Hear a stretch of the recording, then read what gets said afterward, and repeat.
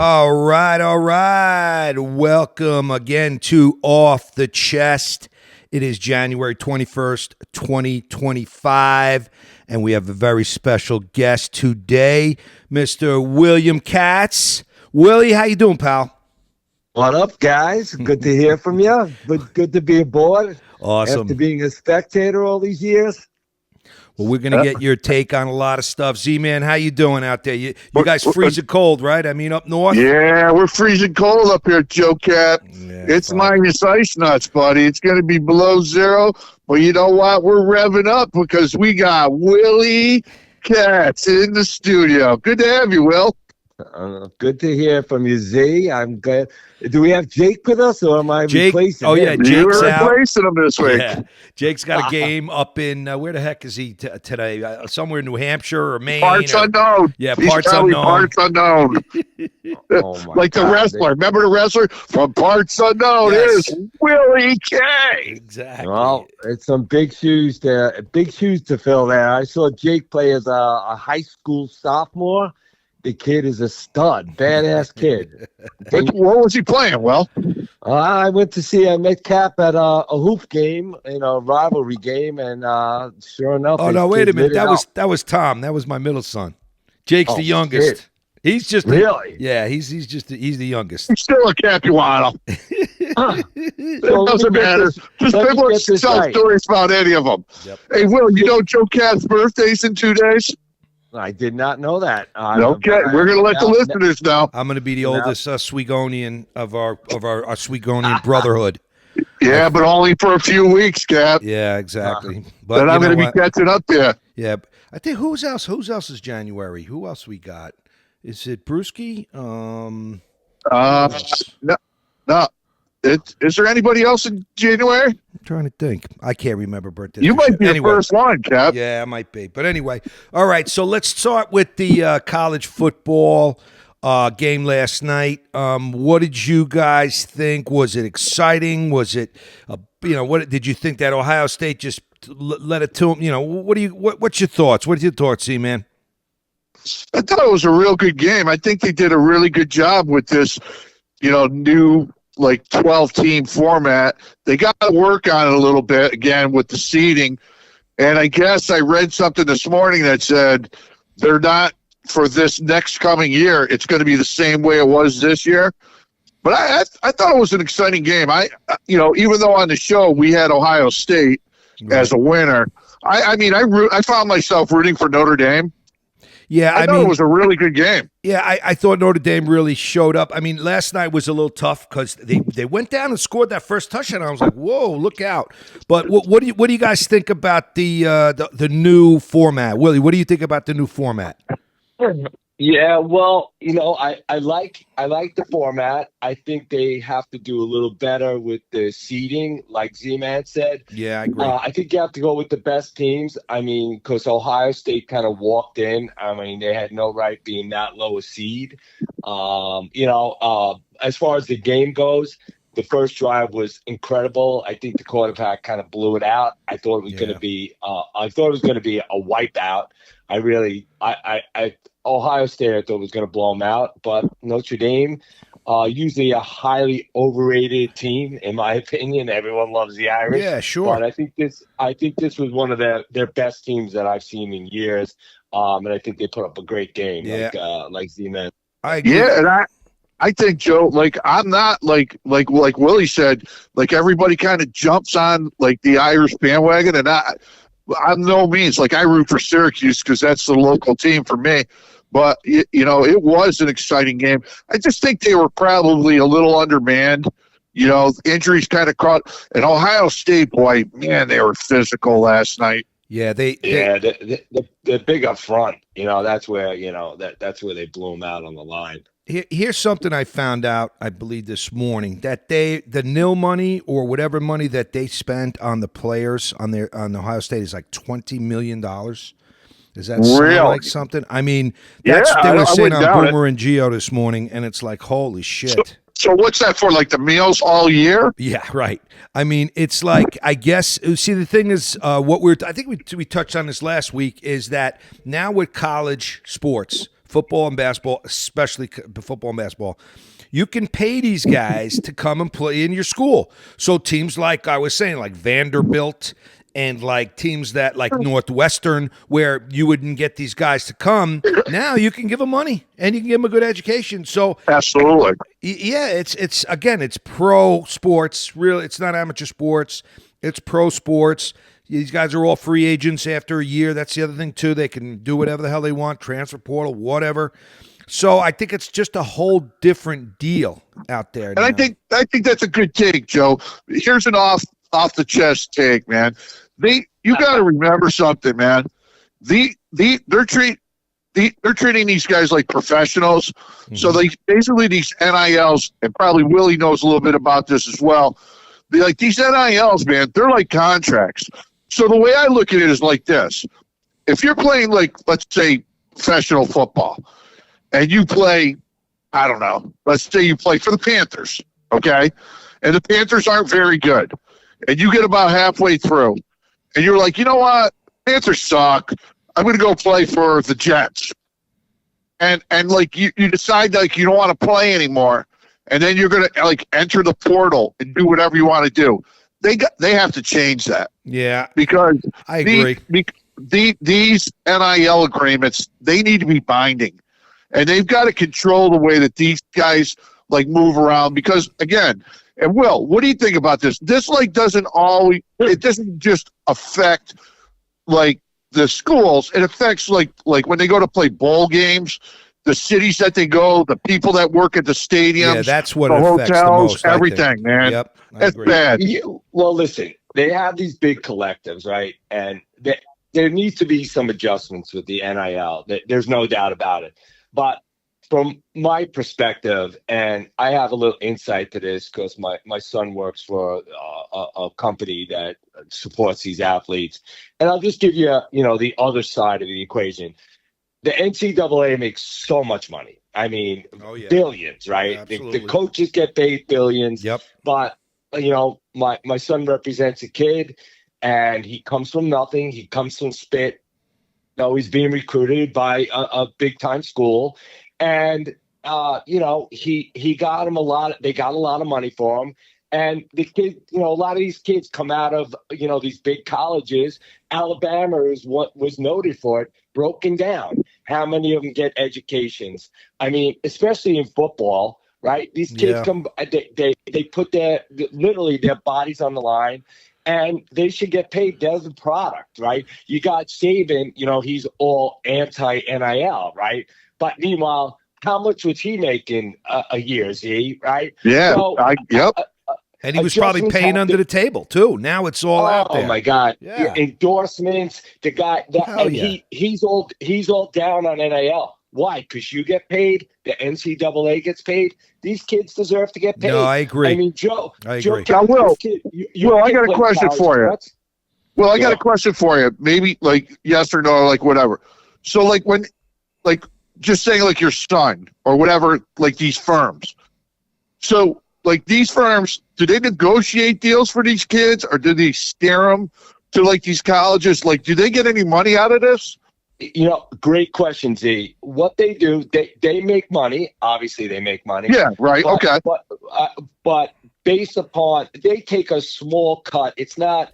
It's a much smaller cut than like a rep makes. But what they do for the kids is they represent them legally. They make sure, hey, important. They get paid. They give them a market value, and there is a market value. There is right now with the collectives. You can know what fair value is, and they protect the kids' rights. I think a lot of it, you're right. These kids are bouncing around. I think they should be binding, but I also think they should get paid. I agree with question. You. Hey, a kid signs a contract. He should abide by it. He's getting paid. And played a bowl game. That's right.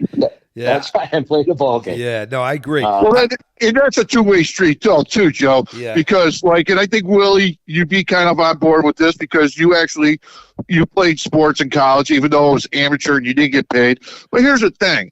Like, if you're looking down the road, if you're a kid that has a future, okay, let's use football because that's the easiest one to look at. All right, so let's say you play all the year. Let's say you're like you're in a draft class. You can get drafted. Let's say you're like a wide receiver, and you're like one of the 5 best wide receivers in like Division One. So you know you're going to make some good coin. Unless you protect yourself and your family has the ability to go out before the season and insure you with a private, like, equity insurance firm or whatever, if you're that kid, man, I get partly where they're coming from, because this is what they work for all their life. This is their dream, and this is their economic future. I mean, you can't fault the kid partially, because this is what they want to do. This is their job. This is their future. However, like, they're going to make this money. But in the same respect, the way I see it is there has to be some give and take, both from the player and the school. That's just the way I see it. Yeah, you can't let these guys just bounce around. I think that what Willie was saying about his son representing, this is a whole new deal, so that people like Willie's son, who helps these kids, is great. Because what happened with that UNLV quarterback? Remember, he just left? I don't think, did he land anywhere? I don't think so. But what happened did they not have something in place, a legal binding agreement? Well, that's what he said. Yeah. He said that he got promised to go there. They didn't give him. And so he's like, screw it. If you're not going to give me this, I'm out. So, I agree 1,000% with what Willie said. There are definitely two sides to this coin. And a lot of times we, the public, don't really know about those two sides of the coin, but then you have people that actually do this and negotiate it, and sometimes you really don't hear that other side. So that's a great point by Willie. No, absolutely. Yeah, I mean, I was just wondering, because it definitely, you have to have something, a written agreement is binding. It's written, it's signed by all parties, no matter what it is. I mean, if you're just, handshakes, they're not going to cut it in court or whatever. So I like that. Willie, I like that your son, what he's doing. That's fantastic, by the way. What a great thing to be doing. Well, for him especially, he believes in it. I admire that, the fact that they feel for these kids. They feel like, especially, basketball, I mean, it's a full-time job for all these athletes. I take my son's playing Division III lacrosse, and the commitment on the Division III level probably pales in comparison, but it's 5 days a week. It's no spring breaks. It's lifting at 6 a.m. You can imagine what these football players are going through at the college, at the D1 level. Yeah. Look, it's full year. They play fall ball. Yep. They play spring ball. They own you. They own you. They own you, and you're a product. And, look at the money, again, that the NCAA makes. Well, all these colleges, they're all funded by these football players and these basketball players, and these kids deserve to get paid. Yeah, no question. It's one man's take, but they're our kids, right? We feel for their kids. Yeah, they're kids. We forget that. That's what I think it's great what your son's doing, because they need some guidance. Sometimes their parents don't know enough. Or they don't have anybody in their life that knows enough. So having a guy like your son is fantastic. Yeah. And they have lawyers on staff. They Awesome. make sure, and they just make sure they're protected. And love it. Like you said, and what's great about the model is they don't make a lot, but they make enough to sustain the business. And the other thing they do is they get them other deals. So they're protecting the kids. And these college kids went into this. They are unprotected. Of course. One ACL, one injury, you're done. Yeah. And what do you get? And some of these kids, half of them, the good players, they don't come out with degrees. I mean, I don't know what the percentage is, so I can't throw around who numbers. knows? But right. we all know a lot of these kids aren't coming out of there with 4-year degrees. You just have to believe it. But, exactly. All right, let's switch gears now to the NFL, where they do play for pay. And we'll talk about this weekend. What you guys think of the game? What about this D-man? We're going to talk about him. Oh, we'll get there. We'll get there as soon as you get out from under Lake George there in your flip phone, Z-man. Well, so what do you think about the games this weekend? I thought they were all pretty good. I mean, listen, divisional games, divisional playoff games are all going to be good. Let's start with the Buffalo Bills-Ravens game. What'd you guys think? Great game. I thought they were all good games. Did you think now they kept showing the turnovers? Obviously, Edwards at the end, the one he dropped, well, he got stripped, and then the 2-point drop.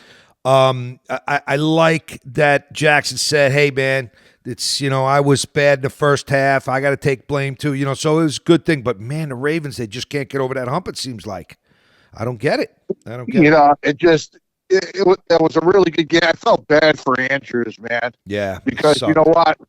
Somebody's got to win and somebody's got to lose. This guy's a really good player, and he made a couple bad plays. And you know what? Give the Bills credit, man. They played hard. The Bills are playing hard right now. The Bills are tough. They're going to Kansas City this week, and yeah, I'll tell you what. Game. I think it's going to be a real good game. It's just like, hey, I thought like last week on the show, I gave out the Ravens as a pick. It was a coin flip. And the game went down to a coin flip. I think the best player on the field was Lamar Jackson. Yeah, he played fantastic. I believe the better team was the Ravens. They just came out. Sometimes the better team doesn't win. Well, it's funny. The Bills played like you didn't have to have a super game from Allen because he what did he throw for 120 yards and ran for like 30 yards. Yeah. So he didn't have a super game, but you didn't need it. They played good D. And listen, let's face it. A couple of plays here and there could have bent the game.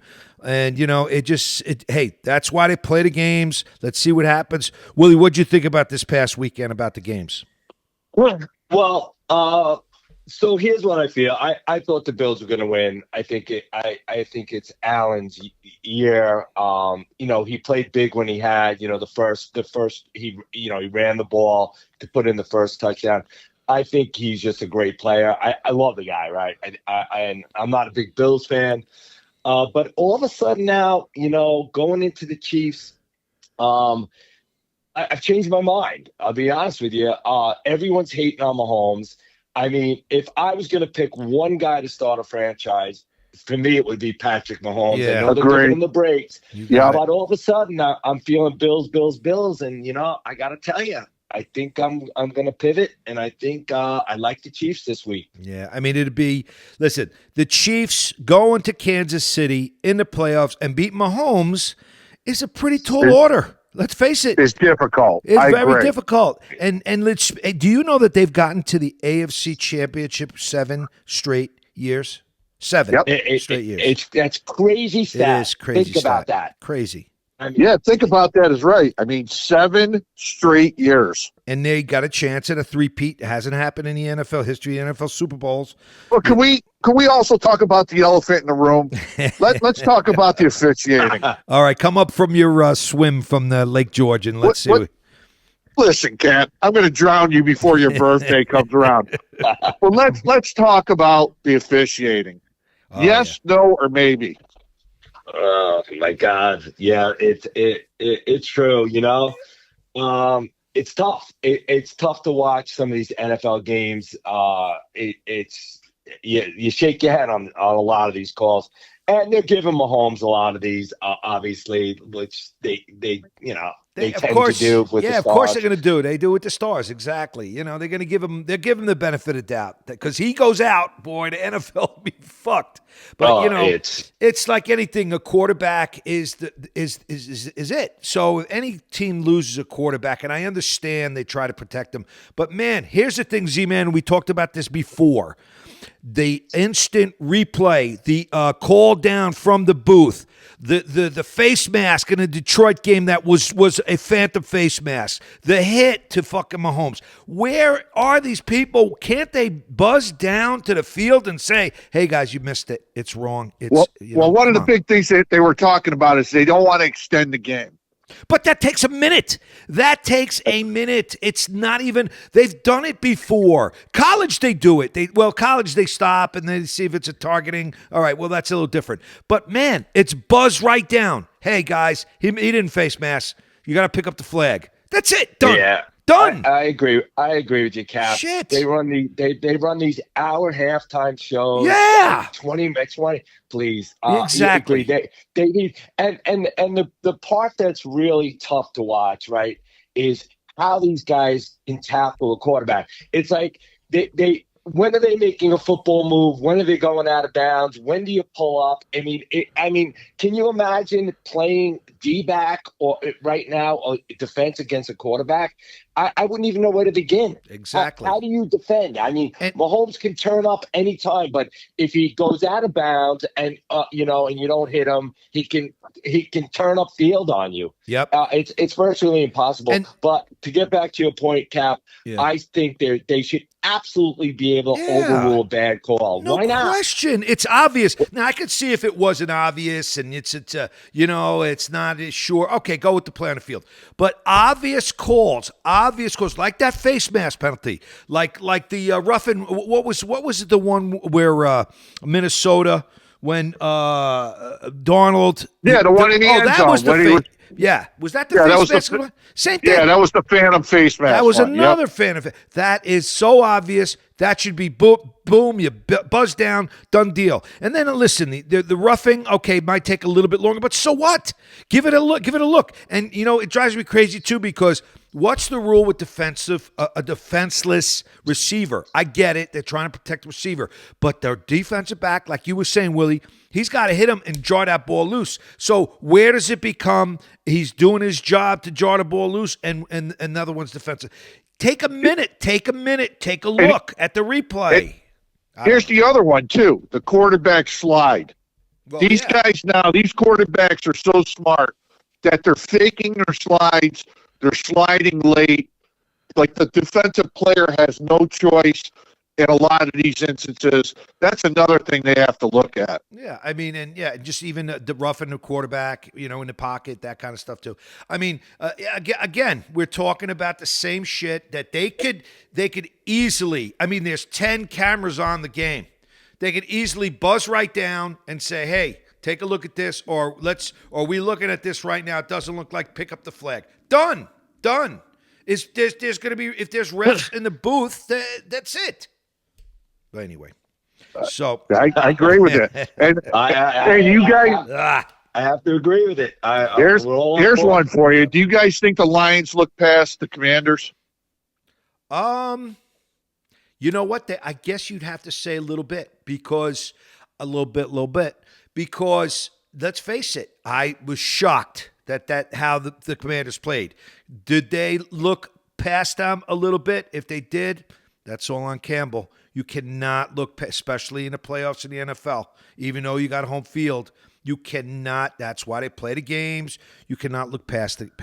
I just think, like, at the beginning of the game, it was going back and forth. When the Lions got ahead 14-10, like early in the second quarter, did either of you guys feel like the Lions were going to take control of that game? Because Sure. the Commanders came right down at being down 14-10, and they hit that long bomb down the field, and they immediately scored. And I just think the focus, when you have turnovers, like interceptions, fumbles, like penalties, like they had in that game, I just think their focus totally wasn't there. I think, Totally. if truth be told, that they thought that they were going to the NFC Championship game, and they weren't 100% in. Well, I would say that wasn't the only reason. Let's face it.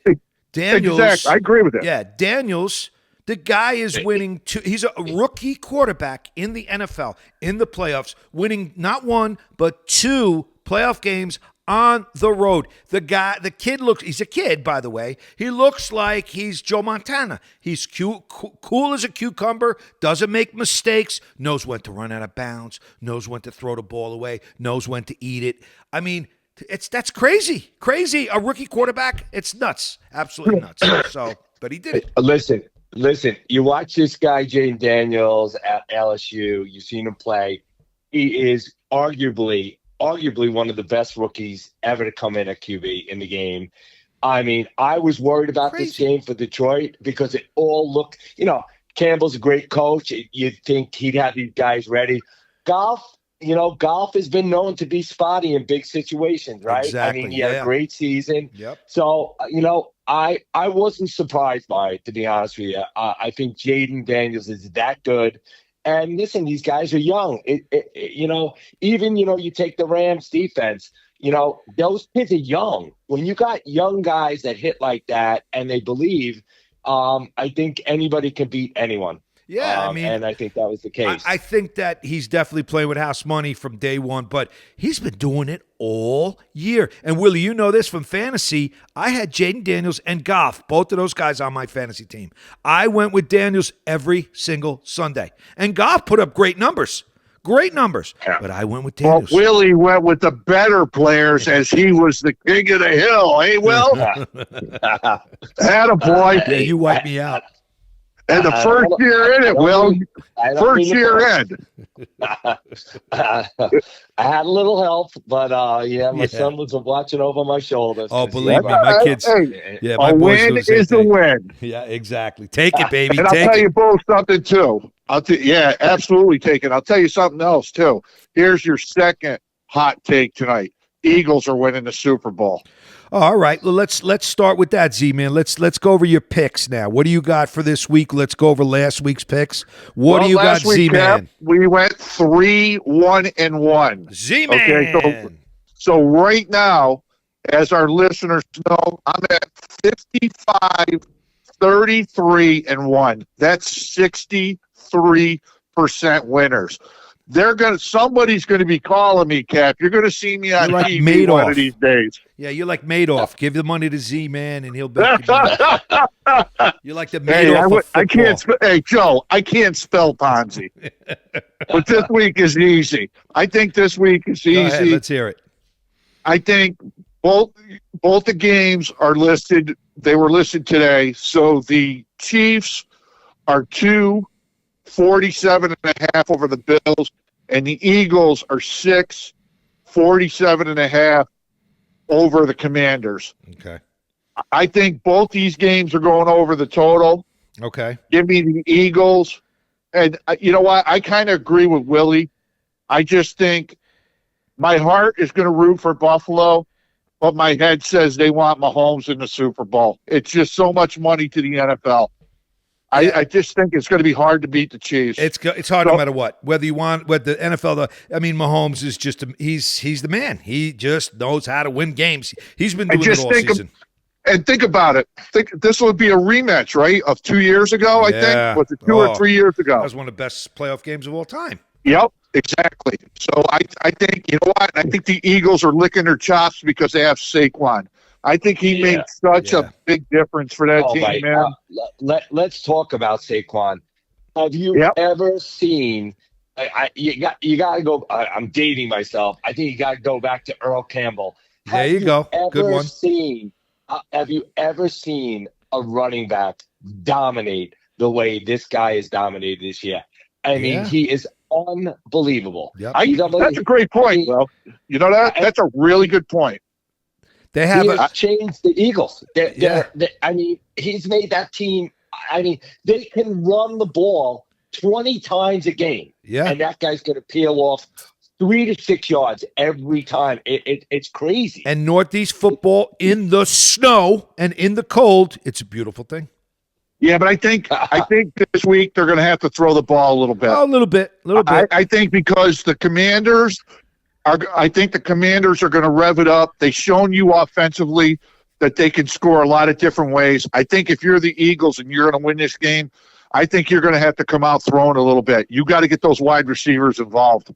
Yeah, I mean, I think that, but if you could control the ball, control the clock, and run the ball in bad weather, let's face it, I think that they have a leg up. But Washington, these guys are playing. They are playing their ass off. I'm telling you, the whole team, not just Daniels, the whole team. So you can't. They're sure as hell not going to take them lightly. That's for damn sure. So let's just reiterate, Joey. We're going to give out both the favorites and both the totals to go over. Okay. What do you think, Will? I'm unsure about the over and under because it's kind of a weather call. But I'm with you. I like both the favorites, and I like them to cover. That I'm feeling it. I'm going to There you say go. the under. Kansas City Buffalo game is going to go under. And I'm going to say the Philly and Washington game is going to go over. And I'm going to go with the favorites. I mean, Cinderella is the pumpkin's going to show up in Philly, and then I think that to beat Mahomes at home, that's the tall order. But that's why I don't gamble. But anyway, that's my thoughts. Isn't it funny though how football is dominating the landscape? It always does. It always does. Yeah, it always does. That tells you about how big, between playoff games and gambling and fantasy, football now has surpassed all the other sports. It is America's pastime. Blows everything away. And that's why they have the UFL in the spring, because they can't have enough football. Yeah, and that's coming up in 2 months, right? Yeah, so I mean, it's crazy. It's crazy. But as we get towards the end of January and around the corner is baseball, today was the induction, or not the induction, the election of the Hall of Famers. What do you guys think of the Hall of Famers that they elected? You guys know who got in? Yeah, Ichiro got in, right? Right, CC Ichiro's in. Sabathia and Billy Wagner. But now, those were the only three that got in? Those were the only three that got in, but before they had a different kind of election for they call them old timers, right? Or Dave Parker, and Dick Allen got in. So five guys got in all together. So 5 guys, but those other guys that were up did not get in this year. Who was up? Else was up? I forgot. Carlos Beltran. Sabathia was up, right? Yeah, he got in. Oh yeah, Sabathia got in. Right. Yep. But Carlos Beltran, he didn't get in. Andrew Jones didn't get in either. Andrew Jones, okay.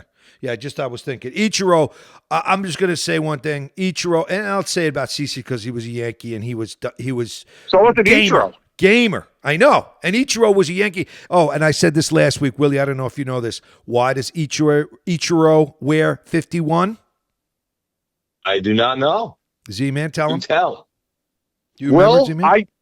I didn't know this either, because his favorite player was supposedly Bernie Williams. Can you believe that? Hey, speaking of that, I got a great Bernie Williams story for you. Yeah, let's go. Good. Good segue. And it just happened 3 weeks ago.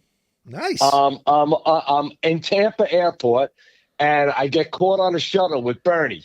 And really? I said to him, "Hey, man, how you doing? How's your music career?" He's a great musician. Oh, yeah. And when I tell you, the nicest guy, and we talked about Judge, and he told me how he felt bad for Judge, and I said, well, there was only so many teams that were like yours, and he laughed.